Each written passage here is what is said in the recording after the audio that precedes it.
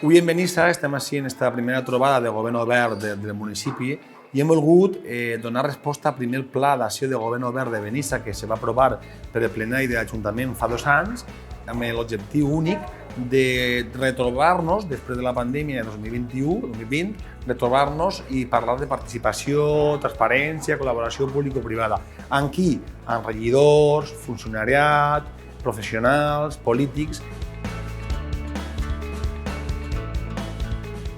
Jo crec que és un tema no sols important per la implicació que té de cara a millorar la qualitat dels governs dels nostres pobles i ciutats, sinó perquè també va ser un foro en el qual va compartir-se experiències, bones experiències de determinats ajuntaments i al mateix temps la participació acadèmica de professors i estudiosos en relació al bon govern. És una jornada que és molt extensa, durant tot el matí hi haurà diferents ponències i això sorgeix d'un document que va donar el punt de partida,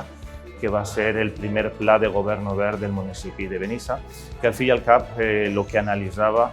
era la situación participativa del municipio de Benissa. He hablado de cómo la transparencia y el buen uso de los datos se aplica al ejercicio del periodismo, que es algo que intentamos inculcar a los estudiantes en cómo tienen que ser transparentes, cómo tienen que saber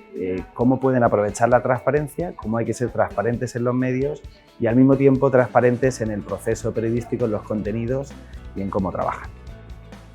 Que l'objectiu no és altre que ficar de rellevància la importància que tenen la participació, la transparència i el bon govern, també en els àmbits locals, i l'experiència i la importància d'estos espais en comú per a compartir, per a donar a conèixer allò que estan fent a distints municipis. I, per tant, per part de la Generalitat, molt satisfets de que es donen trobades d'aquest tipus, i més després de l'època tan difícil en la que venim, en la que era tan difícil trobar-se de manera física, però que és algo tan necessari també i important, i algo que per a nosaltres és fonamental.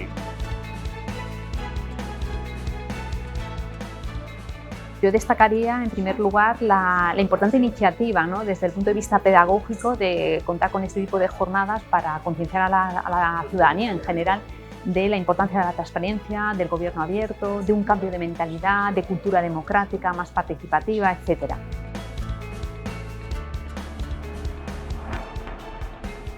De esta jornada yo destacaría que el gobierno abierto aplicable a cualquier institución se basa en 3 pilares: en la transparencia, en la participación y en la colaboración. Y en el caso de cualquier institución, como puede ser la universidad, hay que buscar formas muy prácticas de que el público objetivo, en este caso profesorado y estudiantes, fomenten esa participación con herramientas, con cauces, con iniciativas que les permitan ejercerla para que redunde en beneficio de todos y de todas y de la institució. Estic molt contenta d'aquesta primera trobada de govern obert provincial, que siga així a Benissa, perquè han lluitat i han treballat de valent per a portar endavant aquest primer pla de govern obert que es va aprovar en el ple